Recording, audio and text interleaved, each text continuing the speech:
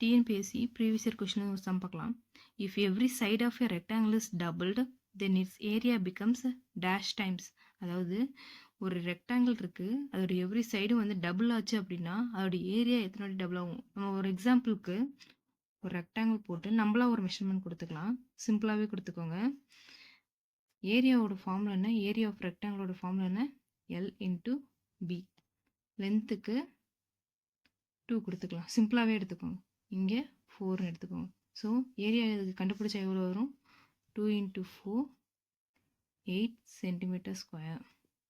இப்போ என்ன சொல்லியிருக்காங்க? If every side of the rectangle is double ஆச்சு அப்படின்னா ஏரியா எத்தனை டைம்ஸ் வந்து அதிகமாகும் அப்படின்னு கேட்குறாங்க. இப்போது அதே ரெக்டாங்கிளை இதை டபுள் ஆக்குனா எவ்வளோ வரும்? 2 2s are 4. இதை டபுள் ஆக்குனா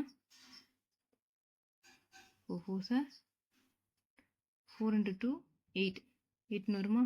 ஸோ இதுக்கு ஏரியான்னு கண்டுபிடிச்சா area equal to L into B.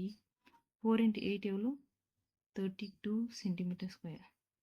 So first இருந்ததுக்கும் இப்போ இருக்கிறதுக்கும் ஏரியா எவ்வளோ வந்து டைம்ஸ் அதிகமாக இருக்குது அப்படின்னு சொல்லியிருக்காங்க.